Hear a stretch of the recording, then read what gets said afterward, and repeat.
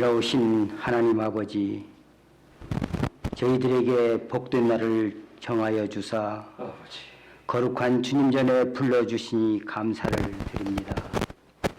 이 시간 저희들이 전적인 하나님의 사랑과 은혜를 받고 나왔사오니 저희들의 죄와 허물을 씻어주시고 태우셔서 정결케 하옵소서. 이 시간 저희들의 마음의 문을 활짝 열어주시고 하나님 아버지의 뜻을 온전히 헤아리게 하시며 신령과 진정으로 예배드리게 하시옵소서. 저희들을 소생케 하시옵소서. 이 땅을 질병 속에서 고쳐 주시옵소서. 예수 그리스도 이름으로 감사드리며 기도드리옵나이다. 아멘. 우리 다 일어나셔서 찬송 67장 부르시겠습니다.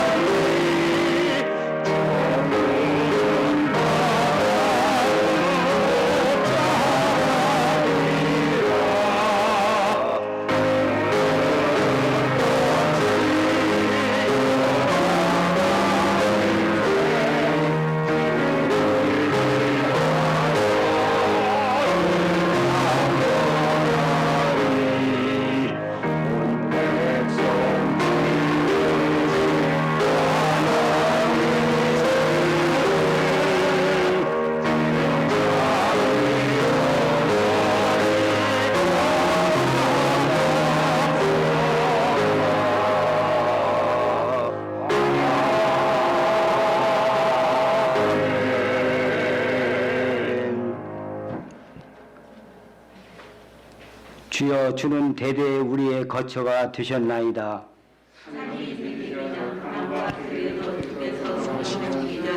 본 영원부터 영원까지 주는 하나님이시니이다. 주께서 사람을 뒷골로 돌아가게 하시고 말씀하시기를 너희 인생들은 돌아가라 하셨사오니 주의 목전에는 천년이 지나간 어제 같으며 오늘의 한순간을 같을 뿐임이니이다. 주께서 그들을 홍수처럼 쓸어 가시나이다. 그들은 잠깐 자는 것 같으며 아침에 돋는 풀 같으니이다. 그들은 아침에 꽃이 되어 들어가다가 저녁에 식어 마르나이다. 우리는 주의 노에 소멸되며 주의 분내심에 놀라나이다. 주께서 우리의 죄를 주의 앞에 보시며 우리의 은밀한 죄를 주의 얼굴 빛 가운데 두셨사오니 우리의 모든 날이 주의 분노 중에 지나가며 우리의 평생이 순식간에 다하였나이다. 우리의 연수가 70이요 강건한 80이라도 그 연수의 자랑은 수고와 슬픔뿐이요 신속히 가니 우리가 날아가나이다. 누가 주의 노염의 능력을 알며 누가 주의 진노의 두려움을 알리이까. 우리에게 우리날 계수함을 가르치사 지혜로운 마음을 얻게 하소서. 아멘. 전능하사 천지를 만드신 하나님 아버지를 내가 믿사오며 그 외아들 우리 주 예수 그리스도를 믿사오니 이는 성령으로 잉태하사 동정녀 마리에게 낳으시고 본디오 빌라도에게 고난을 받으사 십자가에 못 박혀 죽으시고 장사한 지 사흘 만에 죽은 자 가운데서 다시 살아나시며 하늘에 오르사 전능하신 하나님 우편에 앉아 계시다가 저리로서 산자와 죽은 자를 심판하러 오시리라. 성령을 믿사오며 거룩한 공유와 성도와 서로 교통하는 것과 죄를 사하여 주시는 것과 몸이 다시 사는 것과 영원히 사는 것을 믿사옵나이다. 아멘. 다 앉으셔서 참여 기도 드리겠습니다.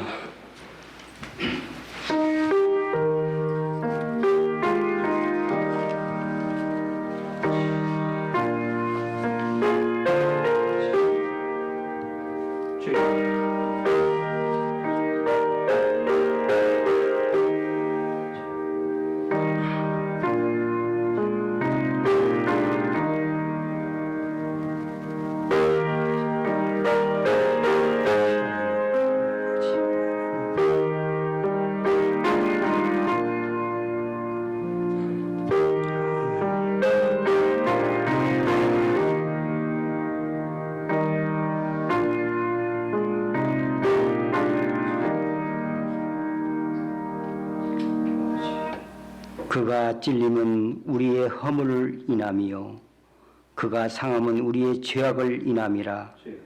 그가 징계를 받음으로 우리가 평화를 누리고 그가 채찍에 맞음으로 우리가 나음을 입었도다. 아멘. 우리들의 죄악 때문에 징계를 받으신 아버지 하나님, 저희들이 하나님보다 세상을 더 사랑했습니다. 주신 것에 감사하기보다 갖지 못한 것들에 대한 원망과 불평을 하며 살았습니다. 하나님 아버지 자녀라는 거룩한 자존감을 가지지 못했습니다. 겸손하지 못하고 교만했습니다. 다른 사람을 이해하지 못하고 오해했습니다. 저희들의 교만함을 용서하여 주셔서 새롭게 거듭나게 하시옵소서. 모든 잘못들을 진실한 마음으로 참여합니다. 우리를 끝까지 사랑하시는 예수 그리스도의 이름으로 감사드리며 기도드리옵나이다. 아멘.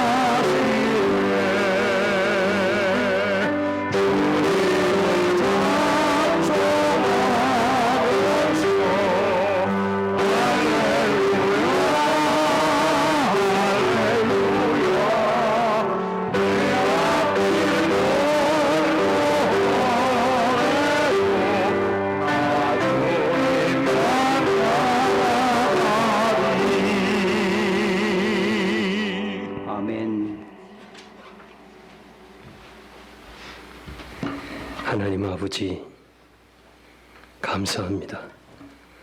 주의 날에 저희들이 주의 전에 모여서 하나님 앞에 예배드리는 가운데 정성을 모아 하나님 앞에 예물을 드렸습니다. 하나님의 것을 하나님께 드립니다.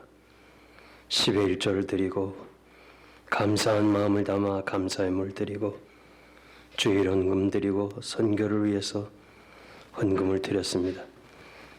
우리 손에서 주의 손에 옮겨 싸우니 주님이 축복하시고 사랑하는 성도들의 기업에 가정에 어려움이 없게 해주시길 원합니다.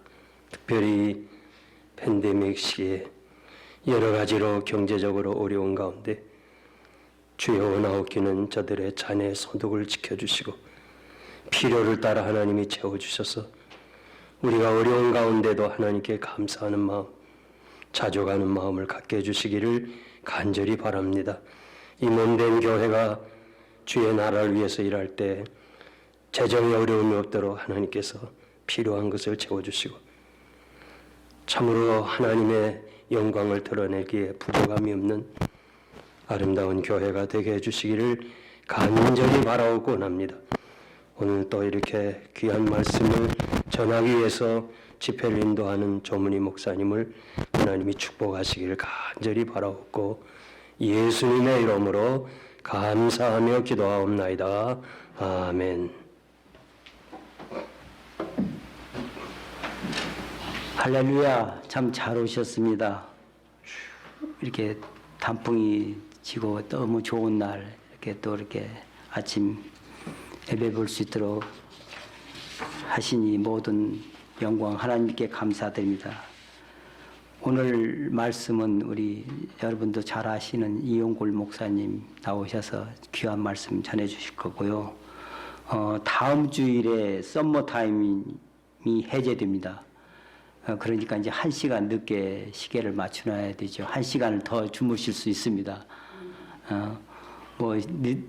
또 안 맞춰놓으시고 일찍 오셔도 돼요. 이 1시간 먼저 기도하시면 더 좋습니다. 그리고 다음 주에 일부 예배 때 유아 세례 있습니다. 그리고 우리가 이제 8일 날 각 전도에 남전도, 여전도에 총회가 있고 22일은 추수감사주일입니다. 그리고 이제 코로나 19 때문에 항상 여러분들이 노심초사 하시는데 두려워는 마시고 항상 조심은 하십시오. 이 코로나하고 이거 이제 같이 살아야 될 것 같습니다. 근데 또 이 또한 지나가리라 이런 말씀대로 또 지나가겠죠. 우리 조 목사님은 보스턴 장로교회 부흥성회를 인도하러 가셨는데 은혜롭게 잘 마칠 수 있도록 성령 충만하게 또 보스턴 장로교회와 오누리 교회 같은 교단인데 잘 일정 마치고 돌아오실 수 있도록 기도해 주시기 바랍니다. 그리고 유병광 집사님 어머님 이형구 권사님이 95세로 한국에서 돌아가셨습니다. 유 목사님 오래간만에 한국에 가셨는데 기도해 주시기 바랍니다. 이번 주간은 한준수 선교사님을 위해서 기도해 주시기 바랍니다. 이제 우리 다 함께 기도하시겠습니다.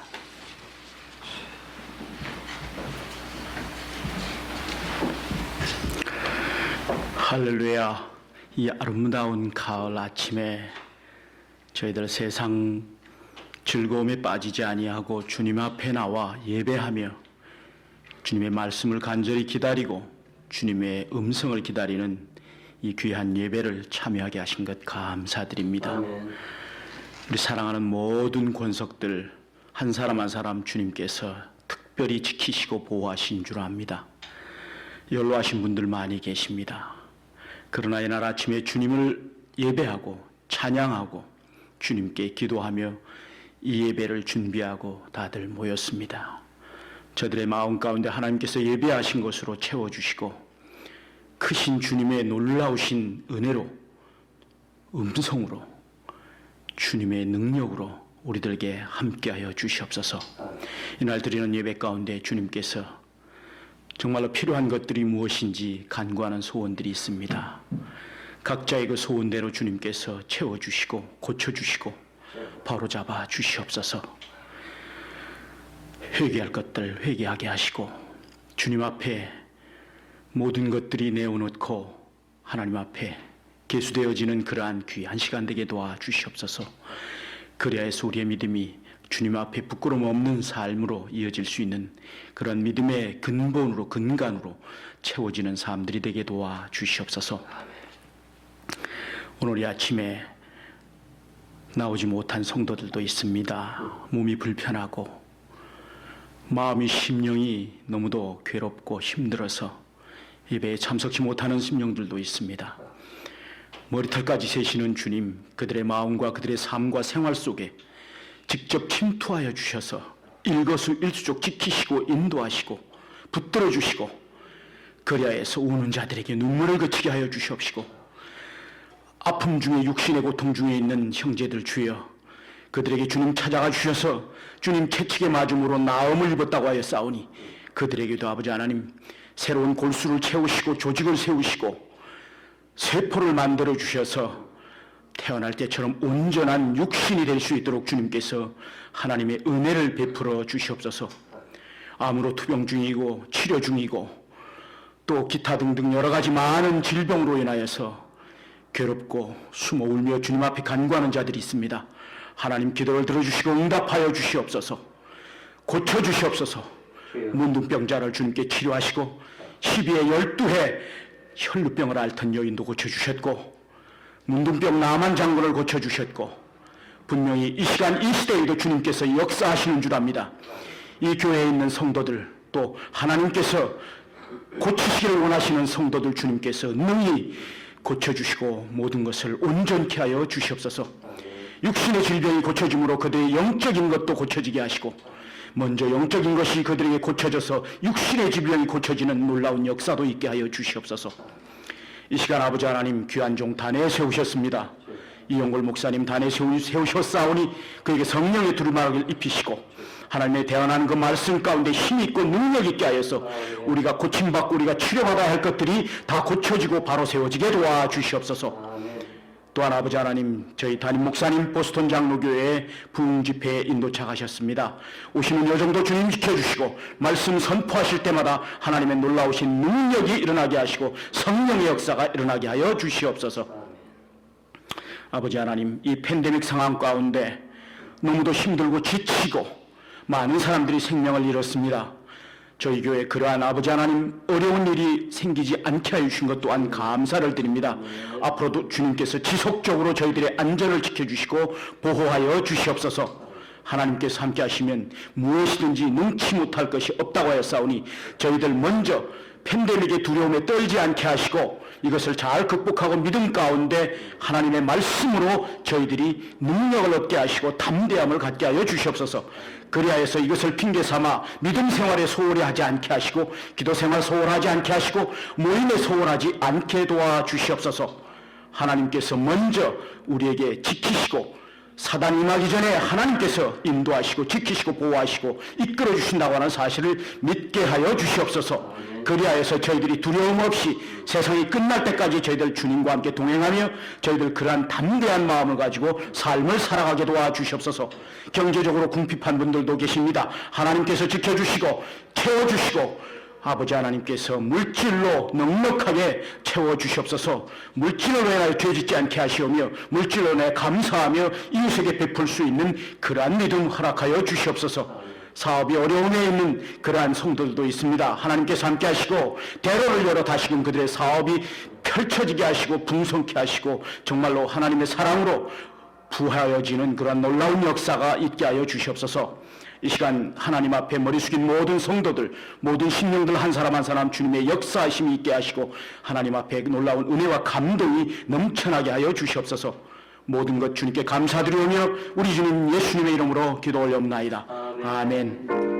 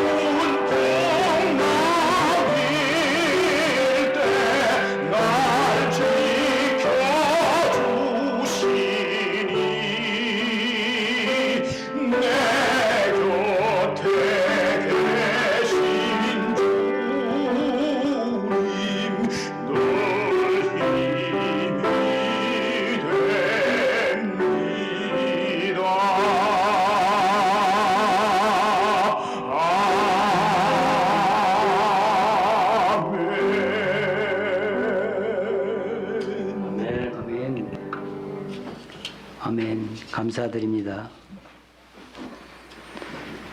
오늘 저희에게 주시는 하나님의 말씀은 사무엘하 19장 31절서부터 마지막 39절까지입니다.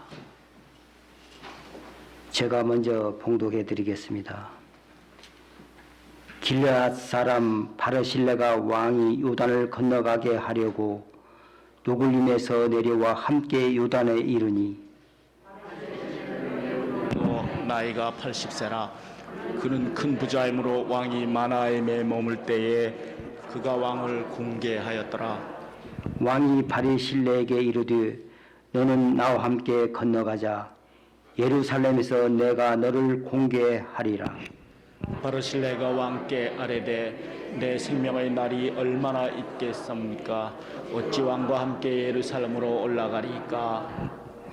내 나이가 이제 80세라. 어떻게 좁고 흉한 것을 분간할 수 있사오며 음식의 맛을 알 수 있사오리까? 이 종이 어떻게 다시 노래하는 남자나 여인의 소리를 알아들을 수 있사오리까? 어찌하여 종이 내 주 왕께 아직도 누를 끼치리이까? 당신의 종은 왕을 모시고 요단을 건너려는 것뿐이거늘 왕께서 어찌하여 이 같은 상으로 내게 갚으려 하시나이까?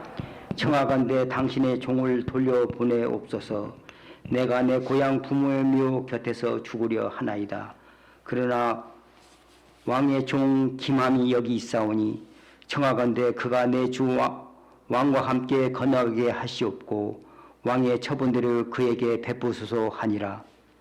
왕이 대답하되 김함이 나와 함께 건너가리니 나는 내가 좋아하는 대로 그에게 베풀겠고 또 내가 내게 구하는 것은 다 너를 위하여 시행하리라 하니라. 다 같이 백성이 다 요단을 건너매 왕도 건너가서 왕이 바르실레에게 입을 맞추고 그에게 복을 비니 그가 자기 곳으로 돌아가니라. 아멘. 오늘 우리 잘 아시는 여러분들이 이용골 목사님께서 아름다운 삶이란 제목으로 말씀을 전해 주실 텐데 이 어려운 상황에서 정말로 큰 은혜 받으시고 두려움 마시고 힘차게 살아가시기를 바랍니다. 우리 이용골 목사님 나오실 때 뭐 이렇게 할렐루야로 한번 다 아시지만 또 인사드리겠습니다. 할렐루야. 할렐루야.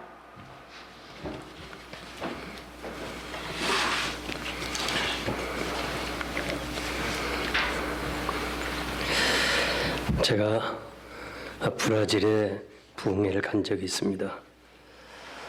한 7, 80명이 출석하였는데 그 목사님이 저에게 나는 목사님이 부럽지 않습니다. 교인이 수천 명 돼도 나는 부럽지 않습니다. 그런 말씀을 하세요. 그래서 내가 전혀 얘기도 하지 않았는데 그래서 목사님 왜 그렇습니까? 그랬더니 저를 보고 목사님 교인 중에 목사를 위해서 죽을 사람 있습니까? 물어요. 그러면서 하는 말이 자기가 암에 걸렸는데 교회 집사님이 사생결단하고 하나님 나는 이미 이제는 다 살았고 하나님 앞에 가기를 원합니다. 나 목사님 대신에 나에게 암을 주고 목사님을 고쳐달라고 아주 금식하면서 하나님께 매달렸다는 거예요. 그래서 목사님은 암에서 치료를 받았어요. 그리고 이 여집사님은 암에 걸렸습니다. 그러면서 이 목사님은 평생 이 여집사님을 잊을 수가 없는 거예요.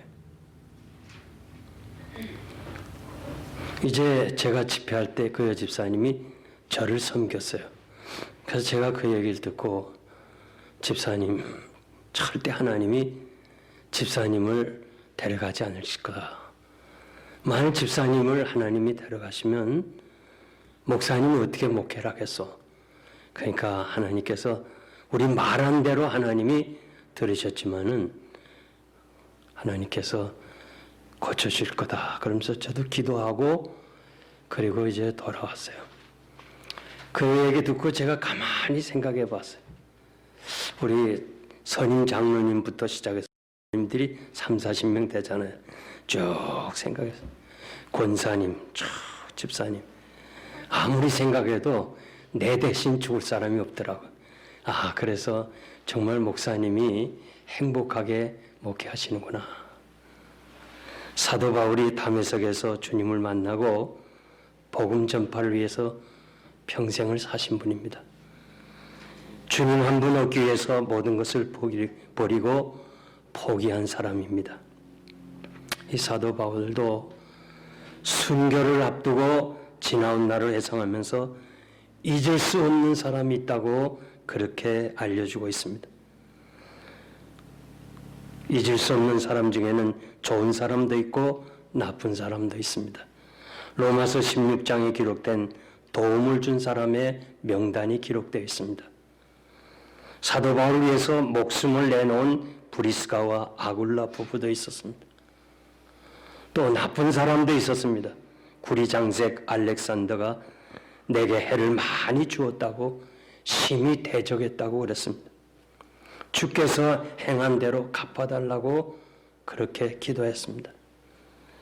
후메노와 빌레도라는 사람, 이분이 얼마나 말로 바울을 괴롭혔으면 망령되고 허탄한 말을 많이 했고 마치 독한 말을 했는데 창질이 썩어져가는 그런 말을 했다고 그러면서 후메노와 알렉산더는 또 사탄의 자식이라 이런 말도 했습니다. 사도 바울 같은 사람에게도 이렇게 잊을 수 없는 사람이 있었습니다. 저도 한국에서 담임 목회 5년 하고 이민 목회 35년 하면서 40년 동안 수많은 사람을 만났습니다. 잊을 수 없는 사람이 있고 또 그 중에는 좋은 사람도 있고 나쁜 사람도 있습니다. 다 말씀드릴 수가 없고 또 나쁜 사람은 하나님께 맡겼으니까 얘기할 필요 없고 제가 31살에 서울에 있는 후암제일교회 담임 목사가 됐습니다. 그 시절에는 이렇게 서울역 광장에 나오면 뭐 대우빌딩이라는 게 하나도 없고 남산 중턱에 4층 건물로 된 후암제일교회가 아주 반듯하게 서 있었어요. 거기에 그때 80%가 이북에서 온 피난민들인데 다 잘 살아요. 다 부자고. 그래서 저희 선배 후배들이 가난했으니까 저를 많이 찾아왔습니다. 왜냐하면 서울역 광장 앞에 내리면 다 그게 교회가 보이니까. 그런데 그 권사님 한 분, 참 아주 굉장한 부자 장로님 아내인 권사님이 계시는데 이 장로님은 거부지만은 참 인색해요. 그래서 그 사모님에게 권사님 지금 아무개 목사님이 어려움이 있어서 좀 도와주세요.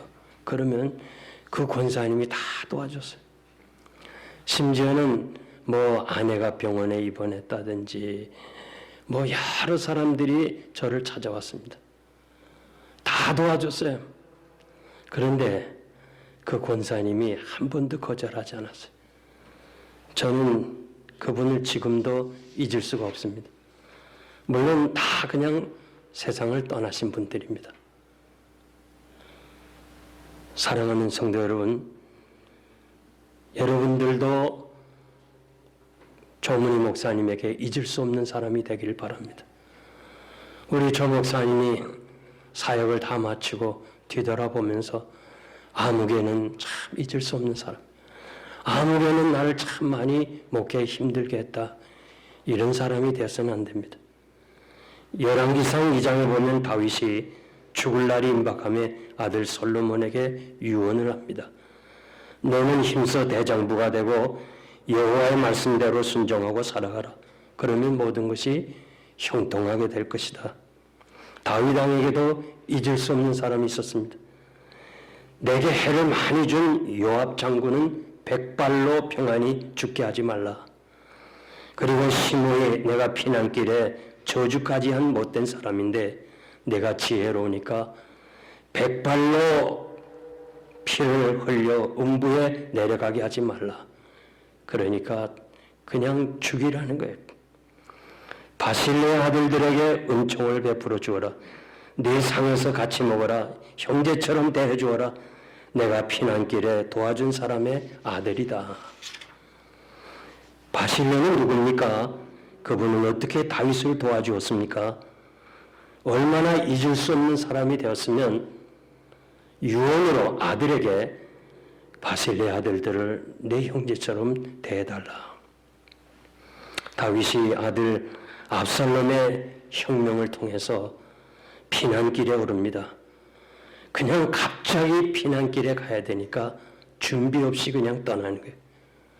얼마든지 싸워 이길 수 있지만은 아버지가 아들과 싸울 수 있습니까? 그래서 쫓겨서 마하나임이라는 것에 이르렀을 때 다윗과 그와 함께한 사람들이 먹을 것과 또 필요한 것들이 너무 많이 있는데 이 어려울 때 바실레가 도와준 사람입니다. 다윗과 함께한 사람이 목이 마르고 배가 고픈 그 사람들, 고난 사람들에게 그냥 도와준 사람입니다.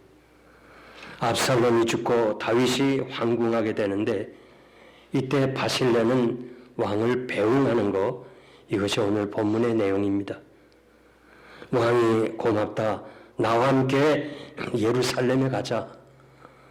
좀 은혜를 갚겠다는 거예요. 얼마나 좋은 기회입니까? 그런데 바실레는 정중하게 거절을 합니다. 내 나이 80입니다. 내 생명이 얼마나 남아 있습니까? 좋고 흉한 것 분간할 수도 없습니다. 음식의 맛도 할 수 없습니다. 노래하는 자의 노래소리도 알아들을 수가 없습니다. 어째서 이 늙은이가 내 주 왕께 누를 끼치겠습니까? 그저 왕의 그 돌아가는 길을 여단을 건너 배웅했을 뿐이지 저는 따라갈 용의가 없습니다. 내가 베푼 도움은 무엇을 바라고 한 것이 아닙니다. 바실레 이분의 생각과 삶의 모습이 너무 아름답습니다. 무엇을 기대하고 도와준 것 아닙니다. 명예도 욕심도 없이 살아온 그의 삶이 너무도 아름답습니다. 그래서 저도 이제 나이가 들었고 또 여러분들도 나이가 들었습니다. 이제 우리의 남은 생애가 얼마나 남았는지 모르지만은 아름답게 삶을 살자, 그런 뜻으로 여러분과 함께 말씀을 전하려고 합니다. 바실레는 어떤 사람입니까? 첫 번째는 어려운 자를 섬긴 사람입니다. 다윗이 아들 압살롬을 피해서 도망을 올 때에 너무 갑자기 되어진 일이기 때문에 어떻게 뭘 준비 없이 그냥 새벽에 도망을 옵니다. 있으면 죽어야 되니까 아들과 싸울 수 없으니까 그냥 자다가 그냥 새벽에 도망온 사람이 뭘 준비하고 없겠습니까? 왕이 가니까 그 충신들이 같이 그냥 따라가는 것뿐입니다. 먹을 양식이 없습니다. 준비한 것도 없습니다. 피난 생활 해보신 분은 잘 알잖아요. 저도 피난 생활 한 경험이 있습니다. 피난 시절, 어린 시절 생각하면 배고픈 것밖에 없어요. 사과 하나 그거 가지고 그냥 한 끼를 대할 때가 많이 있었습니다. 그러니까 우리는 아마 나이 드신 분 기억하지만은 이제 사과를 줄에다가 이렇게 끼워서 어머니는 여기 가서 팔고 우리는 사과 끼고 가난해서 그냥 사과 하나로 그냥 한 끼를 때울 때가 여러 번 있었습니다.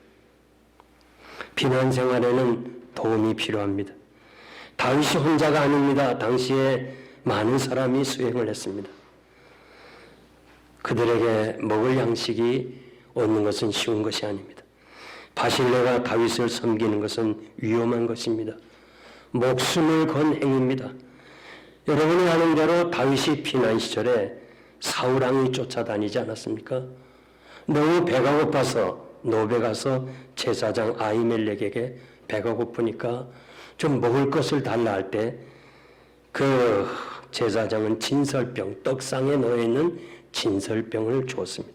이것 때문에 사울왕이 제사장 세마포 옷 입은 사람 85명을 죽였습니다. 그리고 자손, 소, 나귀, 양까지 다 죽였습니다. 이 사실을 다윗도 알고 바실레도 알았습니다. 이렇게 위험한 사람을 도와주는 것은 자기 자신과 자손이 다 죽는 걸 알았습니다. 죽음을 각오하고 섬긴 것입니다. 바실레의 도움은 전혀 기대하지 아니한 것입니다. 다만 신하로서 왕을 대하는 것뿐이었습니다.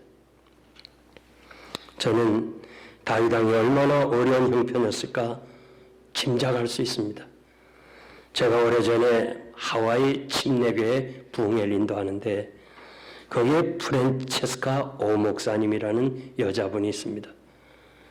이분이 같이 저녁 식사를 하면서 그 식당에서 나온 반찬, 김치, 나물 이거를 다 싸는 거예요. 아니 그래서 목사님 이건 왜 쌉니까? 자유당 때 그 4.19 그 때문에 이승만 박사네가 갑자기 하와이로 피난 왔는데 아무것도 가져온 것이 없어요. 또 그 당시에 우리나라 돈 있는 것도 아니고 아무것도 가져온 것이 없고 또 그 시절에 피난온 이승만 대통령을 돕는다는 것은 눈총을 받는 행위이기 때문에 아무도 도와주는 사람 없죠. 가지고 온 사람이 없죠. 그러니까 식당에서 프란체스카 여사가 그 남은 식당에 반찬을 다 싸갖고 가서 먹더라는 거예요. 너무 이것이 감동을 받아서 이분이 자기 이름을 프란체스카로 고쳤어요. 저는 그 얘기 들은 이후 이 미국에 돌아와서 식당에서 다 싸갑니다. 허락하면 그냥 반찬까지 다 싸가고 싶어요. 아버지 다윗을 죽이려고 한 베르나인데 다윗을 죽인 바실레를 가만 놔두겠습니까? 섬김은 남을 도와주는 것인데 성숙한 그리스도인의 자세는 하나님이 주신 은사라고 생각하고 섬길 때 겸손해야 됩니다. 우리가 가진 물질이나 재능이나 건강이나 다 하나님이 주신 것이지 내 것이 어디 있습니까? 내 것이 그냥 거들거리거나 교만하면 안 됩니다. 제가 목회하면서 보니까 섬긴다고 하면서 겸손하지 못하는 그것이 오히려 상처를 주는 일이 많아요. 그것 때문에 교회 시험이 될 때가 있어요. 사도 바울은 아무 일이든지 다툼이나 허용을 하지 말고 오직 겸손한 마음으로 각각 남을 나보다 낫게 여기라. 우리가 누군가를 섬길 때 그분을 나보다 더 높은 사람, 더 훌륭한 사람을 알고 그렇게 섬기라고 그랬습니다. 교회 안에서 섬김을 받으려는 사람은 많고 섬기는 사람은 적습니다. 다 섬기려는 사람뿐이에요. 제가 35년 목회를 끝내고 얼마나 할 말이 많아요. 할 얘기가 얼마나 많아요. 한 번은 저 뒤에서 예배가 끝나고 학수를 하는데 뭐 그렇게 사람들이 바삐 가는지 말이지. 여러분 목사님하고 학수할 때 좀 천천히 하세요. 미국 교회 빌려보면서 보니까 미국 교회 목사님은 신방 안 해요. 인사할 때 신방해요. 어떤 분은 악수를 하면서 5분 이상을 얘기를 해요. 그래도 다 들어줘요. 근데 우리는요, 완전 바쁜지 말이에요. 한 사람은 악수를 했어요. 또 다른 한 사람은 그냥 일로 세요. 그래서 손은 그 사람 잡고 눈은 그 사람이 마주쳤어요. 다 두 사람 안 놓쳐야 되니까. 안녕히 가세요 그랬거든요. 그랬더니 이 손잡은 사람이 자기는 야채 장사하고 이 사람은 돈 많은 사장, 기업을 하는 사람이에요. 그러니까 목사가 돈만 한다는 거예요. 그거 어떻게 해요? 아니라고 하는데 안 통하는 거 어떻게 해요? 그러면서 교회를 떠나잖아요. 지금은 다 아마 세상을 떠났을 거예요. 6세기 성자 베네딕트는 중세에서 가장 유명한 수도사 중에 한 사람인데 3년 동안 동굴에서 수도하다가 베네딕트 수도원을 만들어서 수많은 사람들에게 감동을 준 사람입니다. 수도원의 문을 두드리는 자는 누구나 예수님이 오신 것처럼 섬기라는 규칙을 만들었어요. 이 수도원에 누가 오든지 그 사람을 예수님처럼 섬기자. 이것이 베네딕트 수도원의 교훈이었습니다. 우리가 모든 사람을 주님께 대하듯 섬긴다면 얼마나 아름다운 삶이 되겠습니까? 높고 낮음을 생각하지 않고 그저 주님이 오셨구나. 여러분들 지금 부부들이 앉아 계시는데 아내가 남편에게, 남편이 아내를 주님께 섬기듯 한다면 우리 가정이 얼마나 행복하겠습니까? 주님이 말씀하셨습니다. 가장 작은 자에게 한 것이 곧 나에게 한 것이라. 가장 작은 자를 섬긴 것이 나에게 한 것이라고 말씀했습니다. 두 번째, 자신을 아는 사람입니다. 다윗은 나와 함께 예루살렘으로 갑시다. 가서 은혜를 보답하겠습니다. 다윗에게는 잊을 수 없는 바실레 아닙니까? 다윗은 은혜를 아는 사람입니다. 대부분 사람들은 다윗의 초청에 아마 응했을 것입니다. 바실레는 내 나이 80입니다. 내 생명의 날이 얼마나 남았습니까? 어떻게 좋고 흉한 것 분간할 수 있습니까? 선악을 판단할 능력도 없습니다. 음식의 맛도 없습니다. 이 늙은이가 왕에게 누를 끼치고 싶지 않습니까? 그저 부모 곁에 있다가 죽겠습니다.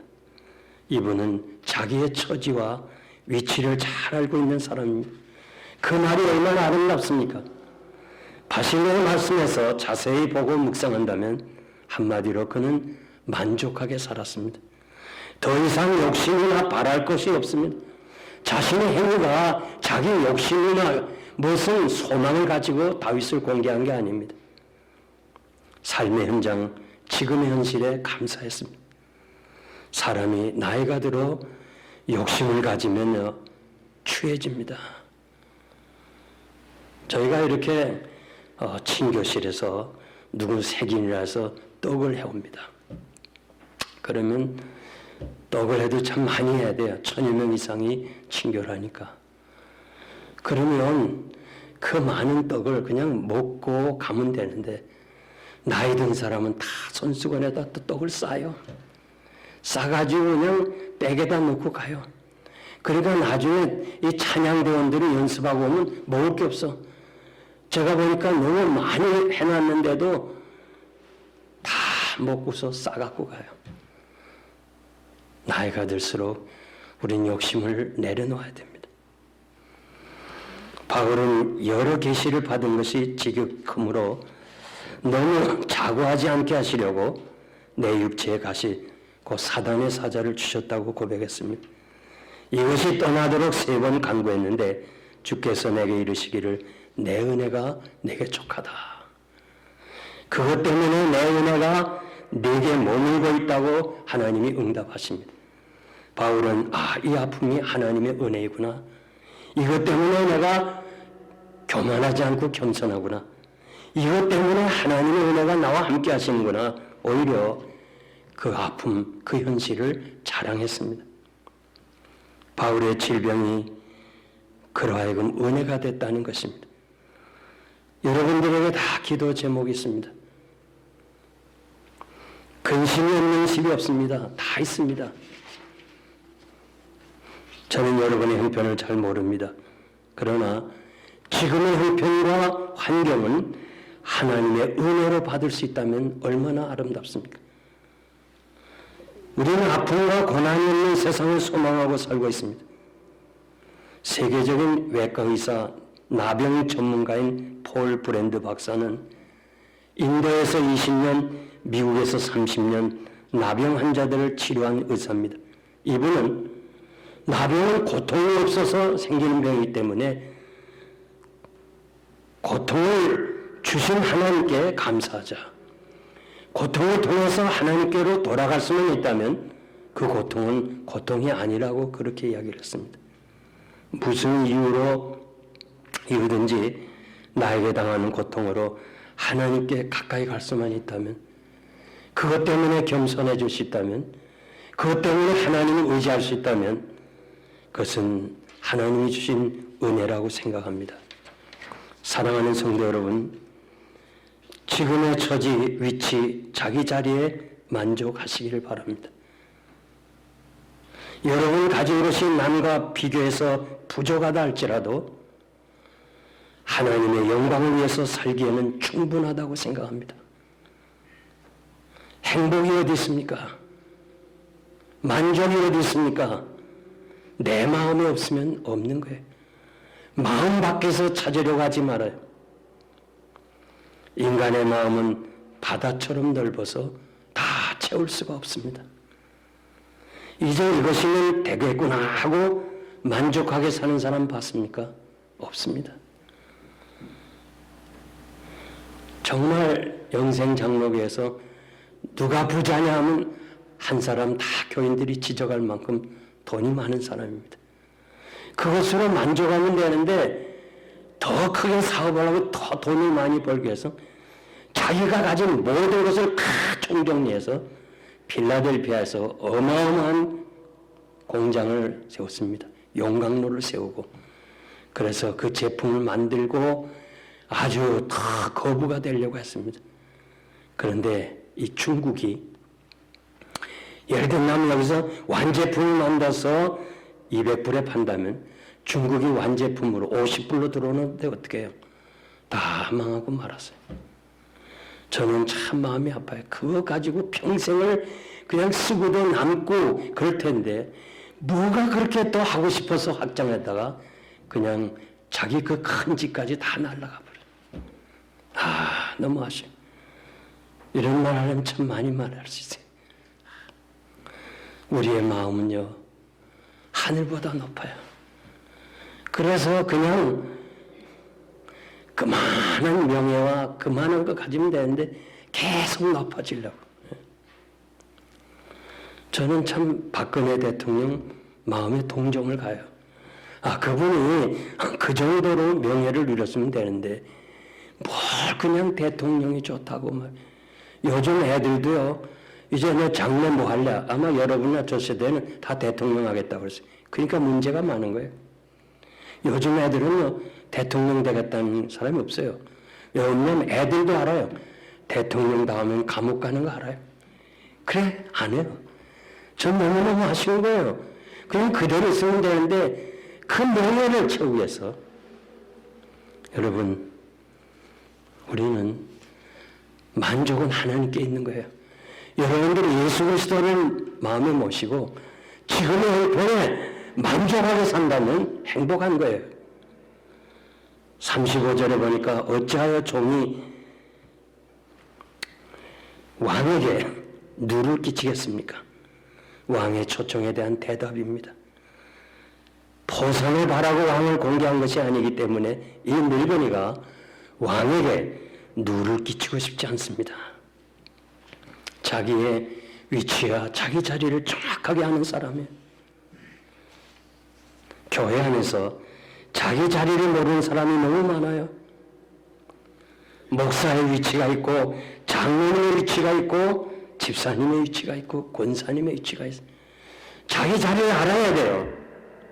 목사님에게 목회에 누가 되어서는 안 됩니다. 그냥 장로님이 목사의 역할을 하려니까 문제가 많은 거예요.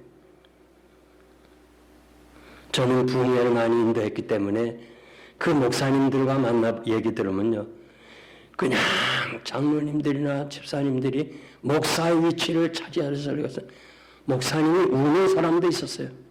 얼마나 마음이 아파요. 저도 하도 힘들어서 장로님 네 분 앉혀놓고 얘기했어요. 장로님, 교회를 떠나세요. 나는 장로님하고 목회 못하겠습니다. 제가 떠나라고 그랬어요. 떠나라 그러니까 안 떠나더라고요. 그 집사님들 마음 떠나라고. 제가 이렇게 보니까 자기 위치를 알아야 돼. 어찌하여 내가 내 주와 함께 누가 되겠습니까? 얼마나 배려 깊은 사랑의 말씀입니까? 그의 말이 얼마나 겸손합니까? 여러분, 여러분들이 목회하시는 목사님에게 누가 돼서는 안 돼요. 여러분을 인하여 목사님이 목회할 때 정말 기쁨으로 목회해야지 누를 끼쳐서는 안 돼요. 뿐만 아니라 누구에게든지 아내나 남편이나 인생에나 누를 끼치는 사람이 되어서는 안 되는 겁니다. 마지막으로 죽음을 준비한 사람입니다. 인간은 세월 앞에 용사가 없습니다. 제가 80년에 미국에 와서 필라델피아에서 하니까 누구 밀리언어라는 게 100만 원 돈이 얼마나 아무게 영어를 얼마나 잘하는지 몰라요. 막 부럽더라고요. 어쩜 저렇게 영어를 잘하나. 우리 교인도 마찬가지예요. 영어 잘하는 사람이죠. 야, 그런데 세월이 지나서 지금 빌라에는 한인 양로원이 딱 하나 있어요. 널싱홈. 거기 가니까요. 그 시대 80년대 그렇게 유명하던 사람들이 거기 다 돌아서 한 50여 명 있는데요. 야, 그렇게 영어 잘하는 사람이요. 양로원에 들어와서는 영어를 못해요. 그래서 나는 영어 배울 생각 안 합니다. 뭐 다 똑같아요. 나이가 드니까. 나이가 들면 다 똑같아요. 야, 다윗 왕에게 종은 부모 묘 곁에서 죽으려 합니다. 명예와 부의 자리 예루살렘으로 가자는 초청에 대해서 아니요. 난 여기 부모 곁에 살다가 부모 묘 옆에서 죽겠습니다. 죽음을 알고 살아가는 사람이 얼마나 행복한 사람입니까? 저를 치료해 주신 패밀리 닥터가 윤두한 박사라고 저에게 장로님이에요. 저를 32년간 치료를 담당해줬어요. 정말 고마워요. 제가 사역하는 동안 한 번도 아프지 않고 사역을 한 것은 그 장로님이 정말 알뜰하게 살펴주셨어요. 이제 은퇴하고 이분은 메릴랜드로 딸 곁으로 갔어요. 작년에 제가 그 장로님 댁을 찾아갔어요. 너무 반가워가지고 이 장로님이 참 우시는 거예요. 저 마음속에 혹시 장로님이 구원의 확신 이것이 있는가? 이거 구원 초청 좀 물어봐야 되겠다. 그런 마음을 가지고 신방하면서 설교를 했어요. 끝나고 나니까 권사님이 목사님 우리는 죽을 준비가 다 돼 있습니다. 언제 하나님이 오라 해도 우리는 가겠습니다. 다 그 말할 때요. 제가 얼마나 감동을 받았는지 몰라. 그러면서 돌아오면서 제 자신을 생각했어요. 이용걸 목사, 너는 과연 죽을 준비가 됐나? 죽을 준비가 안 돼 있었어요. 제가 장례를 참 많은 사람을 집례하고 이 천국에 대해서 이렇게 설교도 하고 얘기도 하고 위로도 해드렸지만은 그 말하는 것과 내 마음에는 간격이 있었어요. 아, 나도 죽을 준비를 해야 되겠구나. 그 다음부터 저는 죽을 준비를 했어요. 이제 내가 70이 다 넘고 이제 은퇴하고 73세가 됐는데 더 산다는 것은 욕심이지. 하나님께서 오라 하면 가야지. 날마다 그렇게 기도하면서 아침마다 일어나면 오늘 살려주신 거 감사합니다. 그런 기도를 하고 자랐어요. 그런데 금년 2월에 제가 정기체크 갔다가 간에 암이 있다는 얘기를 들었습니다. 첫날 그 얘기를 딱 패밀리 닥터가 얘기해 주면서 간 전문의에게 보내줘요. 그때 그 순간에 아, 나도 올 것이 왔구나. 그러면서 마음에 불안이라는 것이 없어졌어요. 그래, 이제 하나님 앞에 가야지.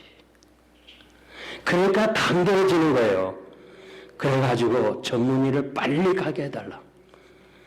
그랬더니 전문의를 만나러 갔는데 그 자리에서 그 제임스 박이라는 간 전문의가 여기 지금 NIU에 외과 의사 밀러라는 사람이 와 있는데 한번 만나겠다. 그분이 제 MRI 그걸 보더니 90%는 암이라는 거예요. 그럼 어떡하냐? 수술할 수도 있다. 그래, 해달라. 그 자리에서 해달라고 그러니까 뭐 묻지도 않고, 그러니까 이 의사가 자기를 신뢰하니까 이거 너무 놀라는 거야. 아니 그래도 되냐? 안 해달라. 빨리 해달라. 가능한 한. 난 빨리 하고 싶다. 제 아내도 제 수술 날짜 몰라요. 밖에 있었으니까.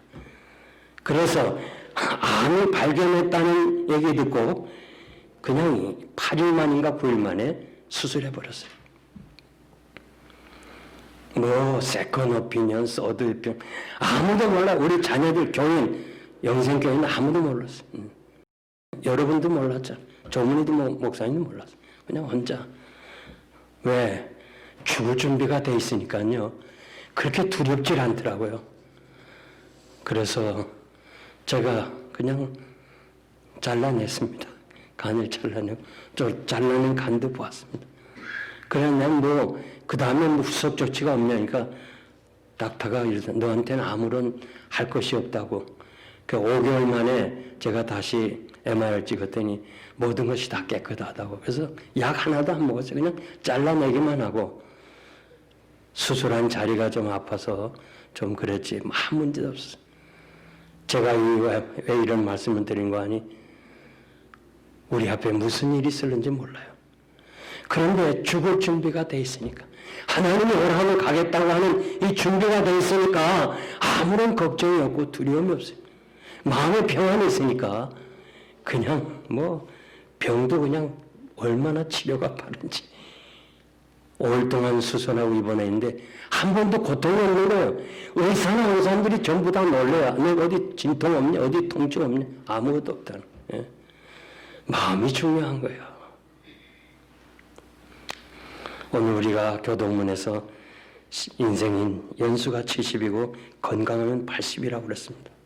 여러분, 우리 자신이 죽을 준비를 할 수 있는, 정말 하나님 앞에 갈 준비를 하고 산다면 앞으로 우리가 무슨 일을 당하더라도 결코 우리에게는 두려움이나 낙심하지 않을 거예요.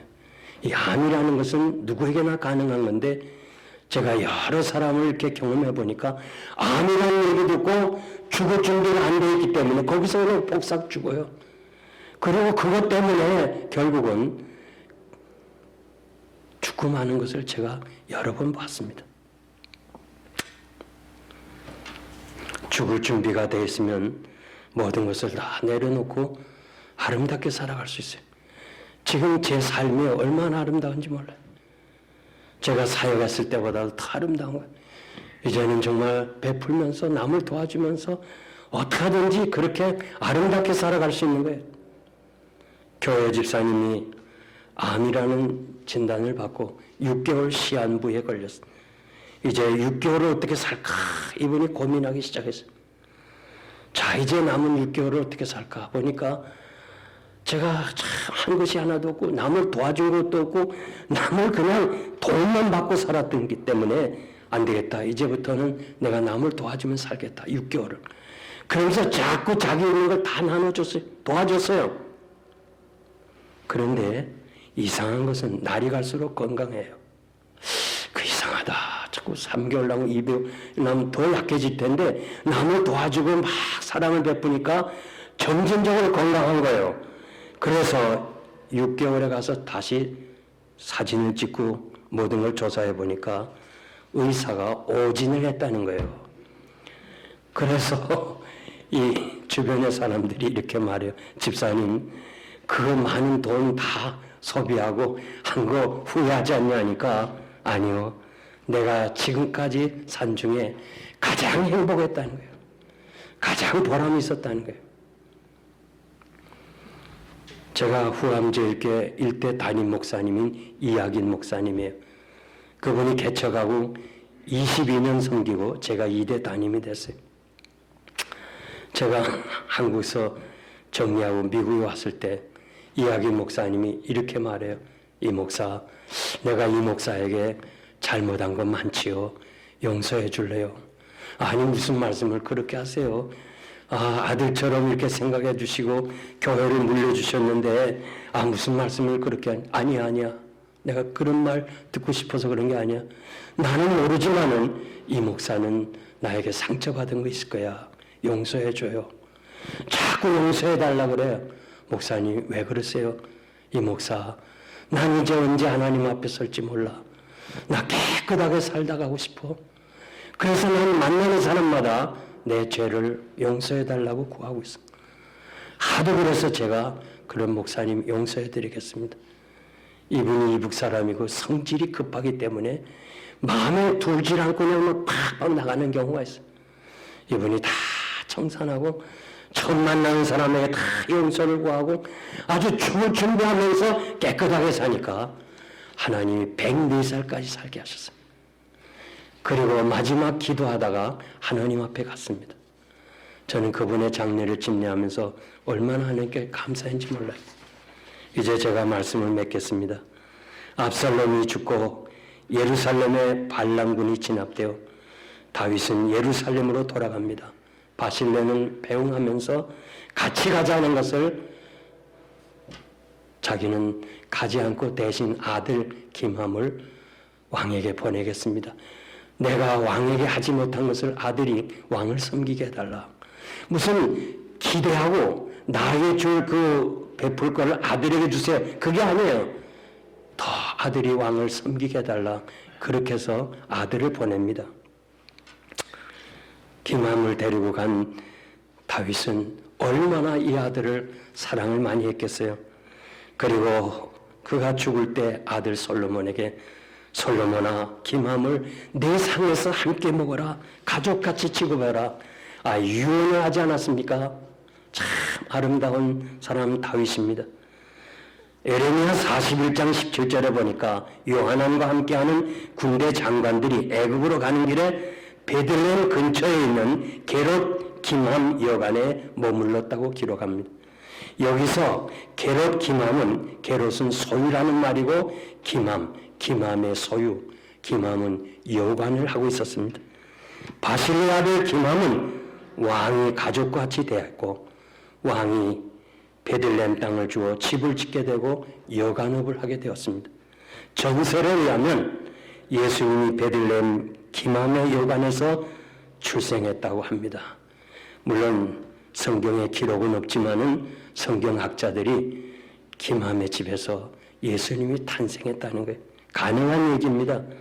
다윗의 후손이신 예수님이 태어난 것이라고 해석하는 것은 무리가 아니라고 생각합니다. 여러분, 우리가 이민의 길을 선택할 때 왜 이민의 길을 선택했어요? 19 이상은 아들을 위해서, 자녀들 위해서 선택했다. 우리가 이렇게 고생하고 수고하는 것은 우리 자녀들이 복을 받기 위해서 그런 거 아닙니까? 그런데 제가 분명히 말씀드리는 것은, 제가 복을 느낀 거로 말씀드리는 것은, 우리의 자녀들이 복 받는 것은 여러분에게 달려있어요. 내게 달려있어요. 내가 어떻게 사느냐에 따라서 하나님은 여러분 자녀들을 축복하시는 거예요. 이삭을 향해서 뭐라고 그랬어요? 이삭아, 너 아버지 아브라함으로 인하여 너와 네 자손에게 축복해 주겠다고 약속해 주었습니다. 사랑하는 성도 여러분, 우리의 남은 날이 얼마나 남았는지 모르지만은 바실레와 같이 아름답게 살 수가 없겠습니까? 전혀 기대하지 아니하고 남을 생각해 주고 도와주는 사람, 자신의 위치를 아는 사람, 그리고 죽음을 준비하는 사람, 언제라도 하나님이 오라면 난 가겠습니다. 이렇게 사는 사람은 아름다운 사람. 이런 사람이 여러분들이 되시기를 바랍니다. 기도하겠습니다. 하나님 아버지, 감사합니다. 우리의 지나온 생애를 뒤돌아보면 허물과 죄뿐입니다.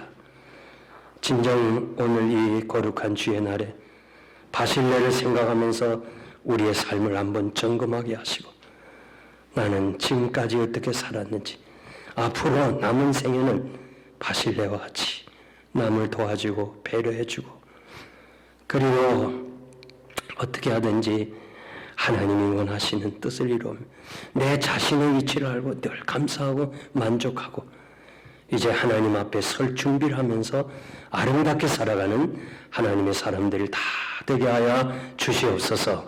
예수님의 이름으로 감사하며 기도하옵나이다. 아멘.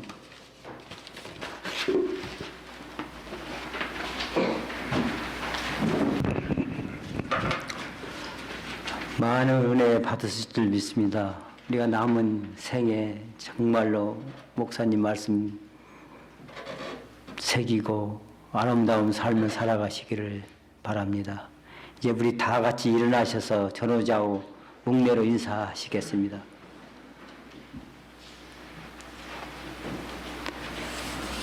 찬송하겠습니다.